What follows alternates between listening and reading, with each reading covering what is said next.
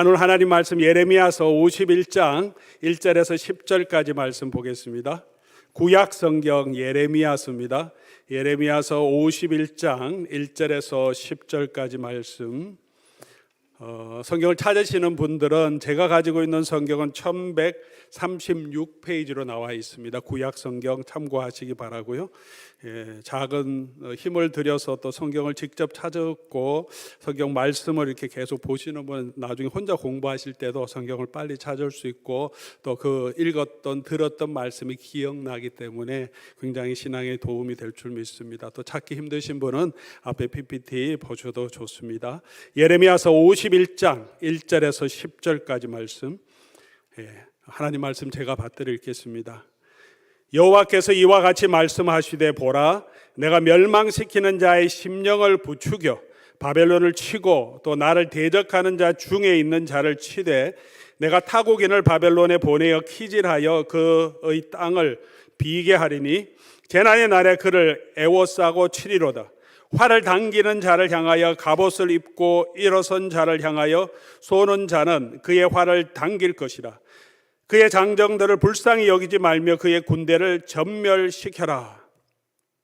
무리가 갈대아 사람의 땅에서 죽임을 당하여 엎드러질 것이며 관통상을 당한 자가 거리에 있으리라. 이스라엘과 유다가 이스라엘의 거룩하신 이를 거역함으로 죄가 땅에 가득하나 그의 하나님 만군의 여호와께서 에게 버림받은 호라비는 아니니라. 바벨론 가운데서 도망하여 나와서 각기 생명을 구원하고 그의 죄악으로 말미암아 끊어짐을 보지 말지어다. 이는 여호와의 보복의 때니 그에게 보복하시리라.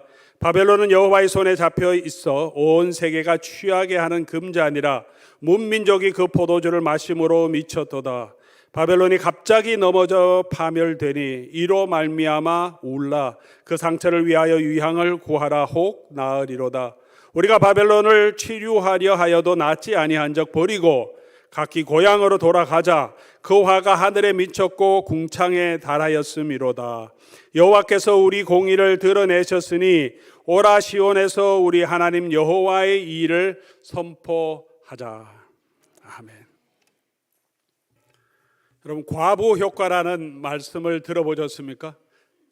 영어로는 widowhood effect라 그렇게 말합니다. 사회학적인 용어인데 오래 함께 산 배우자 중에서 한 분이 이제 먼저 돌아가시는 경우가 있지 않습니까? 그렇게 남은 미망인 과부든 이제 호랍이든 우리가 어떻게 표현하든지 그분들이 이제 암이나 또는 기타 질병으로 사망할 확률이 높아진다는 것입니다. 같이 살 때보다.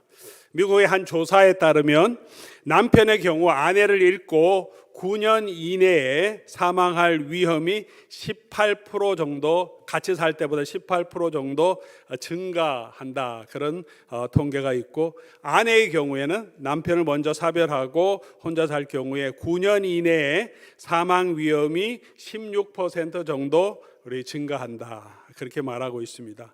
이 조사는 이제 같이 사는 게 훨씬 더 이렇게 건강하게 행복하게 살 수 있다 그렇게 했죠. 아무래도 우리 같이 배우자를 먼저 잃게 되면 사회적인 환경도 변하고 정서적인 환경도 어렵고 해서, 그런데 18% 16%니까 그렇게 걱정해야 될 수치는 아니다 그런 생각도 듭니다. 혼자 되신 분들 너무 걱정하지 마시기 바랍니다. 또 다른 조사를 보니까 같이 있어도 어떤 때는 배우자나 자녀들에 의한 과도한 가사 부담 그리고 스트레스로 또 더 빨리 사망하는 경우도 있다는 조사도 있습니다. 그러니까 결국은 스트레스가 우리 삶의 또 질병의 원인이라는 거죠. 혼자 있기 때문에 당한 스트레스도 있고 또 같이 있어도 그 같이 있는 게 너무 부담스럽고 스트레스가 되면 또 질병이 생길 수도 있다. 그러니 건강하게 자기 스트레스 관리를 잘하면서 사는 것이 중요합니다. 일반적으로 볼 때 그래도 우리가 혼자 된 여성, 우리 과부라고 표현하기도 하지만 혼자 된 여성보다 호랍이 된 분들이 여러 가지 면에서 조금 더 애처롭기도 하고 삶의 형편이 급격히 조금 부족해 보여지기도 합니다. 여자분들은 그냥 그대로 쭉 혼자 잘 살아가시는데 남자분이 혼자 되면 그 전에 챙겨주시던 아내가 없으니까 뭐 삶에 불편한 것도 많고 자기 건강, 자기 식사, 뭐 빨래하고 청결하는 모든 문제에 있어서 거의 대부분 우리가 나이가 들수록 아내에게 많이 의존하기 때문에 참 삶이 굉장히 힘들어하는 것을 보게 됩니다. 과부 냄새 이런 거는 없는데 우리가 호라비 냄새 이런 단어는 있지 않습니까? 그만큼 혼자 사는 호라비도 삶이 힘들다는 것을 보여줍니다. 성경에 과부란 말이 많이 등장합니다. 과부와 고아 할 때는 성경 시대에 과거에는 가장 사회적으로 자기가 스스로 생활할 수 있는 능력이 없는, 보호해 줄 사람이 없는 가난한 계층, 그 사회 구제의 대상이 되는 분은, 그래서 과부와 고아를 돌아보라 그런 말씀이 많습니다. 근데 호라비를 돌아보라 이런 율법 말씀 없었죠. 조금 섭섭하긴 한데, 그래도 남자는 경제적인 능력이 있기 때문에 고대 사회에서는 그렇게 사회적으로 약자 그렇게 표현되지는 않습니다. 그런데 오늘 성경에 보니까 호랍이란 단어가 제가 기억하기엔 거의 유일한 단어 같은데 오늘 본문에 호랍이란 단어가 나오는데요. 이 내용을 문맥을 보면 하나님이 이스라엘 백성 유다 자손들을 그냥 버려두시는데 그 표현을 이 버림받은 호랍이처럼 그렇게 대하지는 않으시겠다 그렇게 표현하시는 거예요. 그 말은 무슨 말입니까? 이 당시에 예레미야 시대에도 호랍이들, 그 다음에 버림받은 호랍이는 굉장히 불쌍한 사람이다, 외로운 사람이다, 이런 그 의미가 담겨 있는 거죠. 그러니까 시대가 변해도 여전히 우리의 삶은 다 비슷한 것 같아요. 문화와 시대가 달라져도 우리 혼자 있고, 특별히 호랍이 됐는데 버림받은 호랍이, 아내에게든 자녀에게든 아무도 돌봐주지 않는 그런 남자는 얼마나 노년에 외로울까. 그런데 이스라엘 백성들 하나님께서 죄가 많지만 그러나 그렇게 버려두지는 않겠다 오늘 말씀하시면서 그의 대적인 바벨론을 심판하시고, 하나님은 그래도 지금 유다와 이스라엘 자손들을 하나님의 긍휼을 베풀어 주시겠다는 약속이 오늘 본문의 내용입니다. 우리 오늘 본문을 통해서 하나님께서 우리에게, 그의 백성들에게 어떤 분이시고 어떤 약속을 주시고, 또 그 하나님께서는 그 백성들을 향하여 어떤 소원을 가지고 계신지 우리 다시 한번 살펴보면서 저와 여러분에게 오늘 이 아침에 주시는 성령의 은혜와 감동이 풍성하게 임하기를 간절히 소원합니다. 오늘 본문 가운데, 물론 본문은 어제 본문 50장, 51장 그리고 51장 후반부로 계속 이어지긴 합니다만, 이 말씀 안에 이 쭉 이어지는 내용의 모든 핵심이 조금 들어 있습니다. 하나님께서 이 마지막 때 유다 백성과 이스라엘 백성을 심판하시면서 그러면서 그들에게 주시는 약속이 있습니다. 가장 먼저는 하나님께서 그 백성의 대적자들, 원수들을 치실 것이라고 약속해 주십니다. 1절 말씀이죠. 여호와께서 이와 같이 말씀하시되, 보라, 내가 멸망시키는 자의 심령을 부추겨, 어떤 다른 사람을 다시 들어서, 역사적으로는 메대 파사 나라를 들어서서 이제 바벨론을 치실 것이다, 그 예언을 하시는 거죠. 바벨론을 치고 나를 대적하는 자 중에 있는 자를 치되, 그렇게 오늘 50장 51장에 계속해서 하나님께서, 지금 하나님은 어떻게 하고 계십니까? 바벨론을 들어서 하나님의 백성을 지금 치고 계십니다. 그들의 죄를 깨닫게 하시고 심판을 내리시고 계십니다. 이스라엘 백성의 입장에서, 유다 백성의 입장에서는 하나님이 그들을 대적하시는 것처럼 느껴지고 하나님이 바벨론 편인 것처럼 느껴지는 상황인데, 하나님께서 지금 그 백성에게 약속해 주시는 것입니다. 그게 아니라는 거죠. 지금 환경을 보면, 지금 상황을 보면 하나님이 바벨론 편에 서 계시고 바벨론에 항복하는 것이 하나님의 뜻이고 우리는 굴복하는 게 하나님의 뜻인 것처럼 여겨지지만 그게 하나님의 원래 뜻이 아니라, 하나님은 이 세상 세력, 하나님의 백성을 핍박하고 그의 나라, 그의 도성을 공격하고 하나님을 향하여서 오는 이 세상 나라는 반드시 하나님께서 치실 거다. 다시 말하면 하나님의 백성의 원수를 하나님이 결국은 멸망시키시고 치실 것이라는 약속을 주시는 것입니다.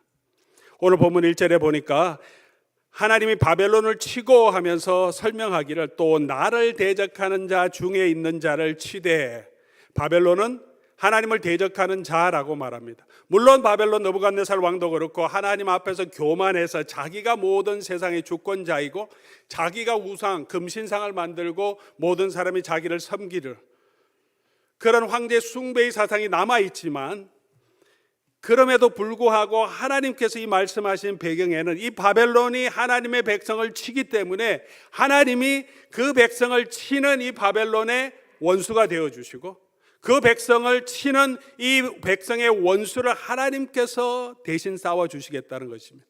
그 말씀이 어디 나오냐면 어제 본문에 나오죠. 예레미야서 우리 5장 30절 어제 본문인데, 그들의 구원자는 강하니, 여호와의 말씀입니다. 이스라엘 백성의 구원자는 강하니 그의 이름은 만군의 여호와라. 반드시 그들 때문에 싸우시리라.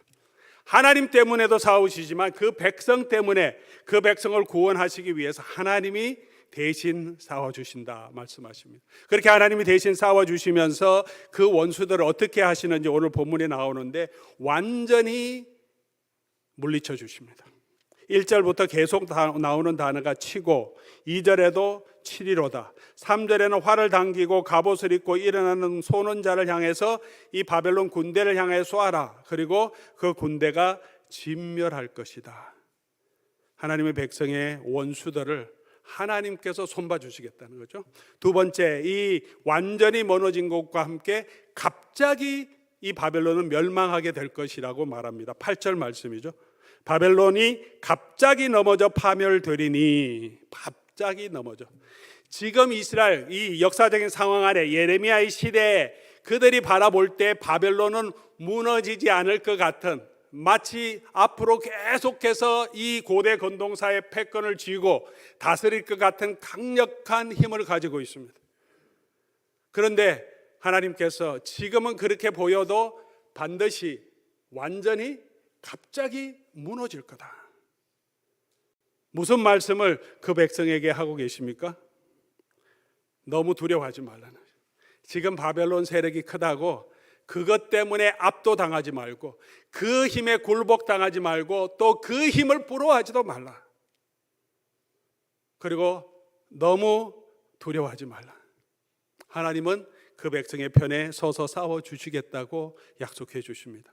요한계시록 성경의 맨 마지막에 있죠. 신약 성경에 요한계시록은 이 땅에서 교회, 전투하는 교회라고 신학적으로 표현합니다. 이 땅에서 고난당하고 정말 박해당하고 있는 교회의 모습을 보여주는데, 그 교회가 이 환난 가운데서 어떻게 하나님께서 승리하게 하시고 하나님께서 구원하게 하시는지를 요한을 통해서 보여준 이 환상을 통해서 상징적인 언어로 우리에게 보여주는 내용입니다. 요한계시록은 무서운 책이 아니라 교회의 승리를 우리에게 보여주는 책입니다. 요한계시록의 쭉 환상을 쭉 살펴보면 교회를 박해하고 하나님의 아들을 삼키려고 하다가 하지 못하는 그 세력, 짐승의 세력, 용의 세력들이 그의 아들을 따르는 교회를 삼키려고 달려드는데, 그런 고난 가운데 있는데 하나님께서 그 교회를 지키시는 내용입니다. 그 대적들을 어떻게 표현하냐 하면 용이라고 표현합니다. 용, 드래곤, 용. 용은 마귀, 사탄을 상징하죠. 분명히 나오고요. 또 용에 인해서 나오는 또 다른 대적이 있는데, 바다에서 올라온 아주 무서운 짐승을 표현합니다. 짐승. 그리고 땅에서 또 올라오는 짐승이 있습니다. 바다 짐승이 있고 땅의 짐승인데 용의 지도를 받는 이 두 짐승은 그 당시에 있는 로마 세력, 로마 제국을 상징하고 그 교회를 핍박하는 이 땅의 정치 세력을 말합니다. 로마 제국뿐만 아니라 그때부터 이때까지 세상의 세력, 권세들은 주 예수 그리스도의 교회를 박해하고 있습니다. 그리고 그 짐승과 함께 용을 탄 음녀의 모습도 나옵니다. 세상은 그렇게 용을 타고 있는 음녀처럼 세상의 즐거움, 음녀라고 하는 것은 성적인 즐거움으로 우리를 유혹하는 거죠. 그런 유혹, 세상의 즐거움으로 교회를 계속해서 유혹하고 있고 교회를 넘어뜨리게 하려고 하는데, 그런데 마지막에 어떻게 됩니까? 이렇게 강력하게 이 짐승이 교회 박해하고 밟아버리고 예수를 믿는 사람을 죽이는데, 예수님께서 19장에 보면 백마탄 자 예수님이 오시면 한 번에 전쟁도 크게 없습니다. 오시면 반드시 이 땅의 모든 왕과 권세자들을 다 물리쳐서 무저갱에 집어넣으시고 짐승들도 용도 그리고 마지막 죽음도 사망도 모두 불못에 던져넣으시고 영원한 하나님의 나라를 회복하시고 교회를 승리케 하신다는 내용입니다. 이 땅에서도 지금 이 계시록의 모습은 지금 우리가 살고 있는 시대의 영적인 모습입니다. 지금 저와 여러분을 계속해서 박해하는 세력이 있습니다. 정치적으로 경제적으로 이 세상의 세력들은 교회를 여전히 대적하고 있습니다. 교회가 복음 위에 바로 서 가려고 하면 그 복음 위에 바로 살아가려고 하는 그 사람들을 이 세상의 세력들은 항상 대척점에 있습니다. 우리를 유혹하는 많은 유혹들이 있습니다. 성적인 유혹도 있습니다. 우리의 육체를 자극하고 이 세상의 편안함을 추구하게 나를 생각하게 하고 섬기기보다는 섬김을 받게 하려는 그런 마음도 우리에게 있습니다. 성적인 유혹도 우리 주변에 얼마나 많습니까? 많은 사람이 그런 성적인 즐거움에 고대부터 지금까지 계속 빠지고 있고 지금도 빠지고 있고 믿지 않는 사람뿐만이 아니라 믿는 사람들도 특별히 교회의 지도자들도 여전히 안 그럴 것 같은데도 불구하고 지금도 여전히 수많은 사람들이 이런 성적인 유혹에 넘어집니다. 그렇게 넘어지는 사람이 다 나쁜 사람이냐? 그렇지 않습니다. 정말 신실하게 하나님을 섬겼던 종들인데 유혹에 넘어지는 거죠. 눈이 가려워지고 마음이 둔해지는 것입니다. 지도자만 넘어지는 게 아니죠. 성도들은 어떻습니까? 여러분의 삶은 어떻습니까? 우리가 이 세상의 위협 앞에서 사단, 이 세상의 세력에, 이 세상 문화에 우리가 적응해 가지 않으면 하나님만 섬기면 굶어 죽을 것 같고 살아갈 수 없을 것 같은 두려움으로 우리를 늘 압박하고 있습니다. 세상의 고난 가운데 세상의 세력은 또 세상의 즐거움은 우리를 유혹하고 있습니다. 세상 살아가다 보면 참 우리가 참 연약하다, 교회도 참 연약하다 그런 생각이 듭니다. 교회가 정말 찾아오면 정말 위로해주고 정말 사랑으로 다 섬겨주면 모든 사람이 다 예수를 믿겠죠. 교회 돌아보니까 그렇지 않은 모습이 맞죠. 목회자에게, 성도들에게, 먼저 믿는 사람들에게 저게 성도의 모습이냐, 그래 실망스럽게 하고. 왜 그런 실망스러운 모습이 나타납니까? 우리의 육체의 소욕이 자꾸 빠지는 거죠. 예수 그리스도의 마음 품기보다는 그냥 내 편한 거, 내 자신의 안정을 누리는 거, 이 땅에서 좀 더 편하게 사는 게 더 먼저 되고 그게 더 귀하게 여겨지고, 교회가 어떤 때는 우리끼리 그냥 편하게 지내는, 나를 보호해주는, 내 삶에 그냥 안정을 주고 이곳에서 나의 편리를 얻는 그런 도구가 되고, 그렇게 채워주지 않으면 여기 교회에서는 어떻게 해요? 여기는 난 싫다, 다른 데 가야 되겠다. 또 얼마나 우리 마음이 자주 바뀝니까? 그런 우리의 모습을 보면, 제 자신도 보면 너무 연약합니다. 이런 사망의 몸에서 우리가 어떻게 이겨갈 수 있을까? 우리의 마음은 그리스도를 따르고 싶은데, 그런데 실제적으로 살 때는 나를 먼저 생각하는 마음이 너무 많고, 사람들이 알아주는 게 더 좋고, 많은 사람이 인정받는 게 더 좋고, 아무도 인정해 주지 않으면 정말 고생스럽게 섬기는 길을 가려고 하는 것은 너무 힘들고, 나만 고생하는 것 같고, 안 하고 싶고, 우리를 낙심하게 하는 그런 세력들이 너무 많습니다. 그 뒤에는 사단이 주의 교회를 넘어뜨리려고 합니다. 그 세력 앞에 우리가 어떻게 설 수 있겠습니까? 때로는 낙심되기도 하고, 또 교회를 보고 또 제 자신도 보고 오늘 이 시대를 보면 우리가 이 마지막 선교의 사명을 이 교회가 감당할 수 있을까? 한국교회 하는데 한국교회 지금 상황에서 하나님이 주신 이 사명을 정말 감당할 수 있을까? 한국도 책임지지 못하고 주변의 동네도 책임지지 못하고, 교회 목사와 사람들이 하는 모습을 보니 정말 그리스도의 모습, 그런 섬김의 모습보다 정치적인 힘을, 명예를 더 좋아하는 모습이 너무 많이 나타나는데, 복음은 입으로 외치는데 정말 삶에서 복음적으로 살아가는 삶은 교회 지도자뿐만 아니라 우리의 모습에도 잘 나타나지 않는데, 이 교회가 어떻게 이 세상을 이길 수 있을까? 낙심이 될 때도 있고, 또 세상에 특별히 어렵고 힘든 일이 있을 때 참 우리가 너무 세상 앞에, 고난 앞에 너무 연약해지고, 죽음의 두려움이 있을 때, 건강할 땐 괜찮은데 질병이 갑자기 오거나 삶에 어려움이 있으면 우리가 알지 못하는 사망에 대한 두려움으로 우리 자신이 얼마나 흔들릴지 모릅니다. 우리는 그런 연약한 존재입니다. 우리의 힘으로는 이 세력을, 이 짐승을, 이 악한 자의 유혹을 이길 수 없다는 거죠. 그렇게 계시록의 모습은 짐승에게 짓밟히고 죽어가는, 음녀에게 유혹당하는 교회의 모습을 보여주는데 어떻게 승리하느냐? 백마 타시고 다시 오시는 예수 그리스도께서 오실 때 그 모든 원수를 물리치시고 이 교회를 회복시켜 주시고 영광스러운 하나님의 나라로 세워주신다는 것입니다. 왜 이 비전을 주십니까? 우린 반드시 승리한다는 소망이 있기 때문에, 소망을 가지라는 것입니다. 사랑하는 교우 여러분, 우리 현실을 보면, 우리 자신을 보면 연약하지만 우리의 힘으로 이기는 것이 아니기 때문에 우리가 바라보아야 할 것은, 현실에서 어려울 때마다 우리가 바라보아야 될 게 뭐겠습니까? 예수 그리스도시죠. 우리를 위해 싸우시는 분이 계시고 이 모든 원수들을 반드시 완전히, 그리고 갑자기 무너질 것임을 우리가 기억하고, 그리고 예수 그리스도 안에 거할 수 있기를 바랍니다. 결코 낙심하지 말고 최후 승리 얻을 때까지 주의 십자가 사랑하리, 빛난 면류관 받을 때까지 험한 십자가 붙들겠네. 찬송하며 저에게도 계속 다짐합니다. 때로는 버겁고 힘들 때마다 그냥 십자가 붙들고 그래도 노력하자, 계속 견디면 최후 승리를 주실 것이다. 하나님의 영광을 보게 하실 것이다. 사랑하는 교우 여러분, 오늘 본문 말씀을 통해서도 우리 대적을 물리치시는 우리 하나님을 보여주십니다. 우린 연약하지만 우리 대장 되신 예수 그리스도를 우리 오늘도 의지하며 믿음으로 담대하게 또 견뎌내는 저와 여러분 될 수 있기를 주의 이름으로 간절히 소원합니다. 두 번째, 이것과 연결되어서 하나님은 원수를 멸망시키실 뿐만이 아니라 그의 백성을 버림받은 호라비처럼 대하지 아니하시고 그들을 품으시고 그들을 구원해 주신다고 약속해 주셨습니다. 하나님이 그 백성을 불쌍히 여기시고 돌보실 것을 약속해 주십니다. 자녀들은 부모님의 마음을 모르고 원망할 때가 많습니다. 특별히 사춘기 때는 더 하죠.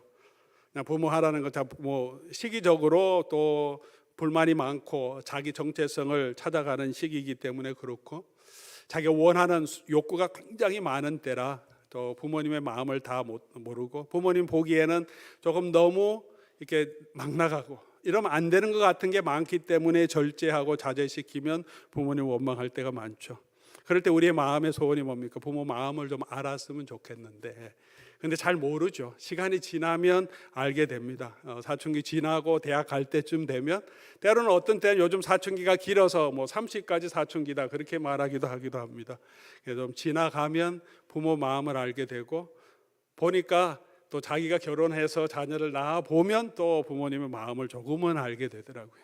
그럴 때 우리가 철이 들었다 그렇게 얘기하죠. 철이 들었다. 우리의 신앙은 어떻습니까? 사랑하는 교우 여러분, 우리 하나님의 마음을 알고 있습니까?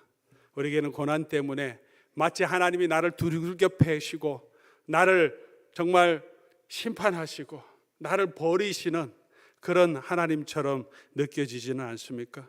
우리 신앙은 어린아이 같은 신앙에 머물러 있습니까? 아니면 우리 신앙이 지금 청소년 사춘기 같은 그런 신앙입니까? 조금 잘 되면 막 감사하다가 좀 힘듦이 있으면 갑자기 화가 나고 속상해가고 하나님도 막 버리고 애들처럼, 그런 우리 신앙은 여전한 평생 사춘기의 신앙은 아닙니까? 그것을 넘어서서 하나님의 마음을 아는 그런 성숙함으로 나아갈 수 있기를 바랍니다. 하나님께서 이 말씀을 하시면서 계속해서 이스라엘 백성들이 그 하나님의 마음을 알도록 중간중간에 정말 하나님의 진심을 표현합니다. 예레미야 애가 3장 33절이죠. 예레미야 애가는 예레미야가 탄식하며 불었던 노래를 기록한 내용인데, 즙과 습과 쑥과 담즙으로 너무 지금 힘들다. 우리 민족을 봐도 그렇고 이 백성을 봐도 그렇고 하나님 너무 속상하고 정말 멸망해 가는데, 하나님을 잠잠히 묵상하면서 여호와의 성실하심으로 우리가 진멸되지 않은 걸 찬송하면서 33절에 예레미야가 이렇게 말합니다. 예레미야 하나님의 마음을 아신 거죠. 그리고 그 백성이 그 마음을 알도록 주께서 인생으로 고생하게 하시며 근심하게 하시면 본심이 아니다. 그럼 하나님의 본심은 뭡니까? 예레미야서 29장 11절에 얘기하시죠. 하나님이 그 백성을 향해서 가지고 계신 그 본심은 재앙이 아니고 평안을 주려 하고 장래 소망을 주려 하는 것이다. 사랑하는 교우 여러분, 오늘 저와 여러분의 삶에 어떤 현실이 있든지 이 하나님의 진심을 알아가면 좋겠습니다. 하나님 우리를 버리시지 않고 우리 편이 되어주시고 계시고 반드시 우리를 회복시켜 주실 약속을 주셨음을 믿으시기 바랍니다. 그리고 그 하나님께서 그 백성을 그 고향으로 돌아오게 하시겠다고 약속해 주십니다.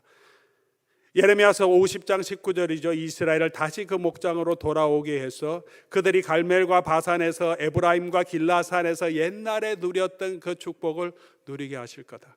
이것은 완전한 회복은 아닙니다. 완전한 회복은 500년 후에 예수님을 통해서 주시지만 그 전에 이스라엘 백성이 70년 동안 포로 잡혀 있다가 다시 돌아오게 하시면서 하나님께서 완전하게 회복시켜 주실 것을 맛보게 하십니다. 맛보기로. 저와 여러분도 마찬가지입니다. 우리가 마지막 승리는 우리 예수 그리스도께서 오실 때 얻게 될 것입니다. 그러나 지금 예수 그리스도를 믿고 있는 저와 여러분들은 그리스도 안에서 하나님이 주시는, 지금 이미 주시는 위로와 하나님의 은혜가 있습니다. 이 땅을 살아가는 동안 우리의 고난이 있지만 예수 그리스도를 따르는 십자가의 삶, 제자의 삶은 고난이 있지만 그럼에도 불구하고 그 고난과 함께 하나님이 주시는 축복이 있고 쉼이 있고 안식이 있습니다. 예수 그리스도를 위하여 부모를 버리고 형제를 버리고 이 땅의 전토를 벌인 사람은 이 땅에서도 복을 받고 내세에 영생을 얻지 못할 자가 없다. 누가 말씀하셨습니까? 예수님 말씀하셨습니다. 이 땅에서도 우리가 하나님 안에 있는 자를 하나님께서 그냥 버려두시지 아니하시고 완전하진 않지만 하나님께서 위로해 주시고 힘 주신다고 약속해 주셨습니다. 시간이 걸리긴 하겠지만 또 저와 여러분에게도 그런 은혜를 주시고 우리로 하여금 이겨나가게 하실 줄 믿습니다. 우리를 돌보시고 회복시키실 그 하나님 바라보며 또 그 하나님의 은혜를 누리는 저와 여러분 될 수 있기를 바랍니다. 그리고 무엇보다도 그 백성을 죄에서 사해 주시겠다고 약속해 주십니다. 예레미야서 50장 20절이죠. 여호와의 말씀이니라. 그날 그때 이스라엘의 죄악을 찾을지라도 없겠고 유다의 죄를 찾을지라도 찾아내지 못하리니. 아니 무슨 말씀입니까? 지금 유다가 이스라엘 범죄에서 하나님이 바벨론을 들어서 그토록 심판하시고 이 사람들이 그러면 포로 후에 완전히 바뀌어서 변화된 사람이 됐습니까? 포로 전에 이스라엘 백성들은 죄인들이고 포로 후에 포로 중에 있는 이스라엘 백성은 완전히 회개해서 거룩한 사람이 되었습니까? 우리 성경의 역사를 보면 그 사람이 그 사람이에요. 똑같은 사람인데 왜 포로 후에 하나님께서 이런 약속을 주십니까? 어떻게 그 백성을 용서하실 수 있습니까? 용서하시면 그 전에 용서하시면 되지 왜 이런 고난을 주십니까? 이 용서의 약속은 약속이죠. 이 어떻게 하나님이 그 죄를 이스라엘 백성의 죄를 사해 주시냐, 이 일을 하시기 위해서 이사야서에도 예레미야서에도 모든 선지서에서 약속해 주십니다. 하나님께서 택하신 종을 보내주시고 우리는 다 양 같아서 그릇 행하여 우리 길로 갔지만 여호와께서 우리의 죄악을 그에게 담당시키심으로 우리의 죄를 도말해 주시고 우리의 죄를 기억하지 않겠다고 하신 것입니다. 저와 여러분은 그런 은혜를 이미 그리스도 안에서 받은 자들입니다. 우리의 죄를 씻기는 예수의 피밖에 없네. 나를 정케 하기도 예수의 피밖에 없네. 우리의 의나 우리의 섬김, 우리의 열심이 우리의 죄를 다 씻을 수 없습니다. 그보다 더 많은 죄가 있지만 하나님 우리를 죄 없다 하시고 죄를 찾지 않으신다. 우리가 예수 그리스도 안에 있으면, 사랑하는 교우 여러분, 그렇게 예수 그리스도의 십자가의 이 놀라운 은혜를 우리가 붙들고 걸어갈 수 있기를 바랍니다. 그런 은혜를 이미 주셨습니다. 그리고 마지막으로 하나님께서 우리에게 명령하시는, 원하시는 것이 있습니다. 9절 10절 말씀인데요, 9절 말씀, 우리가 바벨론을 치료하여도 낫지 아니한 적 버리고 각기 고향으로 돌아가자. 바벨론을 떠나 고향으로 돌아가야 합니다. 그전에 바벨론에 살라고 하셨습니다. 70년 동안. 그러나 영원히 살라는 말이 아니셨습니다. 하나님의 뜻에 순종하고 그냥 이 고난의 삶을 살아가라고 말씀하시나, 그러나 영원히 바벨론 땅에 사는 게 아니라 돌아올 것을 준비해야 합니다. 돌아가자고 말씀하십니다. 이 땅을 치유해서 이 땅이 하나님의 나라가 될 것은 아닙니다. 이 땅은 예수님이 다시 오실 때 이 땅의 모든 세력은 심판하실 겁니다.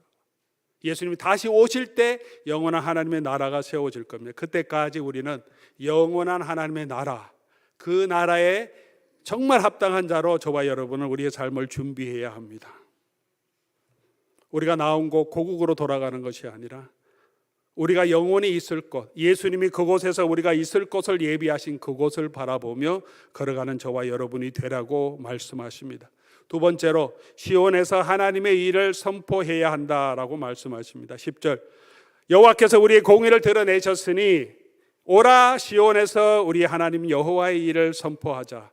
여호와께서 우리의 공의를 드러내셨다 말합니다. 이스라엘 백성들이 가지고 있는 공의가 뭐가 있습니까? 그들이 가지고 있는 의가 어디에 있습니까? 그들이 가지고 있는 의, 그들이 자랑할 의는 아무것도 없습니다. 그들이 가지고 있는 의는 하나님께로부터 오는 의입니다.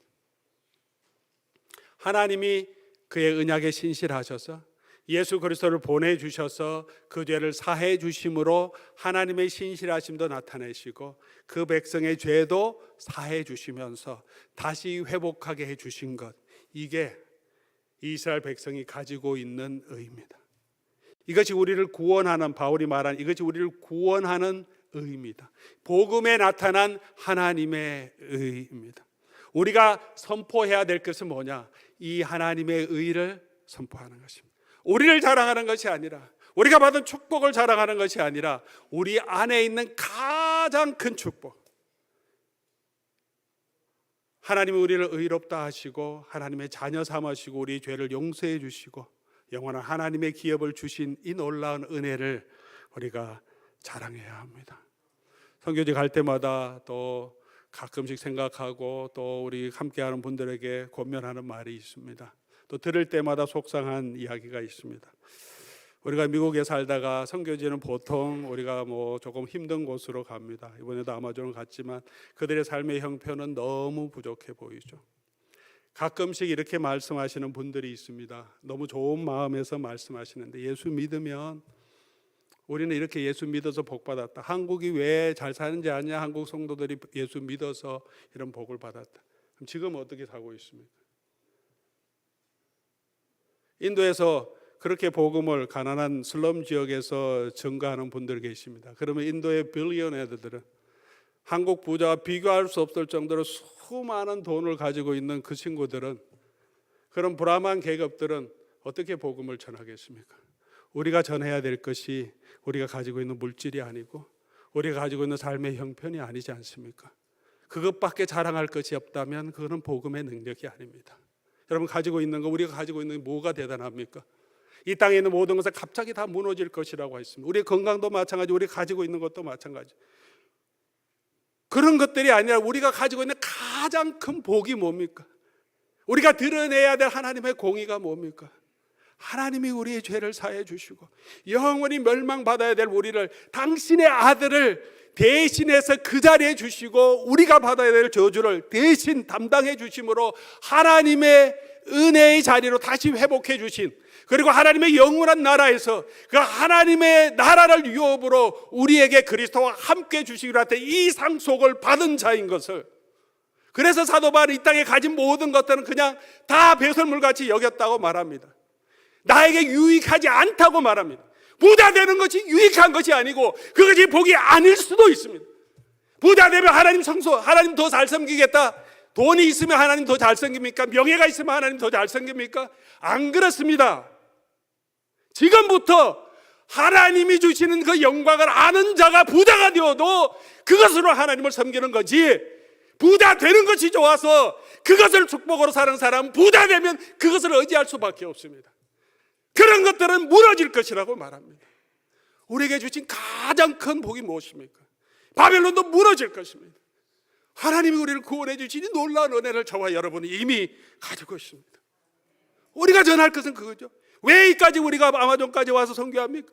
나를 구원해 주는 그 은혜가 너무 좋아서 내 돈 이거 다 필요 없는데 내가 이거 가지고 이것을 섬길 수 있는 것 내가 섬기기 위해서, 여러분들도 그 가난한 가운데 있지만 하나님의 영광을 알고 복음의 능력을 알고 믿음 가운데 섰으면 좋겠다고 전하기 위해서 가는 것, 그게 복음이 아니겠습니까? 그것을 전하도록 우리를 불러주셨습니다. 하나님의 공의를 전하도록 우리 성도들이 함께 모여서 포도원에서 나누라고 말씀하시는 거예요. 우리에게 주신 이 은혜를 같이 나누라는, 삶을 나누자. 하나님에게 주시는 은혜가 뭐냐? 불평과 불만, 원망을 내려놓고 그 가운데서 받은 복을 세워보고, 그거보다도 그 큰 은혜, 나에게 평강 주시고 자녀 평강 주시고 사업 잘 되게 해주시고 병 고쳐주신 것도 은혜이지만, 그거보다도 그런 거 없으면 자랑할 것이 없습니까? 여러분, 감사할 것이 없습니까? 오늘도 나와 함께 하신 예수 그리스도께서 우리와 함께 계신데 우리가 왜 감사할 것이 없습니까? 우리 중에 하나님이 주시는 은혜를 자랑할 것이 왜 없습니까? 왜 못 나누십니까? 여러분 마음속에 뭐가 있습니까? 무엇을 가장 보배롭게 생각하고 계십니까? 우리를 구원하신 이 은혜를 증거하라고 말합니다. 모일 때마다 말씀해 주시는 은혜를 통해서 설교 말씀을 포도원 식구들과 함께 나누라고 말합니다. 매일 성교가 이어지니까 다른 거 나누지 말고 일주일 동안 제가 기도하면서 준비해서 전해주신 말씀보다 여러분 묵상한 것이 더 좋습니까? 다시 기억하고 제 말을 나누라는 것이 아니라 제가 하나님의 말씀대로 연구하고 선포한 그 내용들이 그 하나님의 말씀대로 바로 전해졌다면, 하나님의 말씀을, 하나님이 여러분에게 하신 그 말씀을 듣고 그 은혜를 함께 나누는, 그게 얼마나 큰 축복인지 모릅니다. 내가 축복을 받고 성도들이 복을 누립니다. 포도원 사역이 얼마나 중요한지 모릅니다. 포도원 지기로 수고하신 분 너무 감사하고, 함께 모여서 우리가 교회 그 일하도록 우리를 불러주셨습니다. 힘들지만 이거보다 더 큰 하늘의 보화를 쌓는 일이 어디에 있겠습니까? 집에서 놀고 수고 안 하고 살아가는 인생도 썩어질 것이고, 예수 그리스도를 위해 드리는 인생도 썩어질 것입니다. 그러나 우리가 그 후에 어떤 영광을 누리겠습니까? 우리에게 주신 이 은혜를 사랑하는 교우 여러분 함께 나누고 함께 섬길 때 우리의 삶에도 고난 가운데 주신 하나님의 은혜를 서로를 통해서 위로받고 더 말씀 위에, 은혜 위에 단단하게 서갈 줄 믿습니다.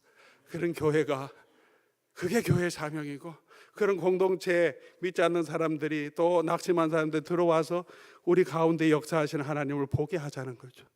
누구든지 초대하면, 성경 공부하는 것보다 그곳에서 우리 가운데 역사하시는 하나님을 나눌 때, 하나님이 이런 일들을 이 사람들 마음 가운데 역사하구나. 내가 보면 너무 힘든 삶인데 그 가운데 감사함이 있고 복음의 은혜가 있고 하나님의 나라의 소망이 있는 것을 보면서 저 사람 마음속에 있는 은혜는 뭐냐, 그 소망은 뭐냐, 나도 알고 싶다.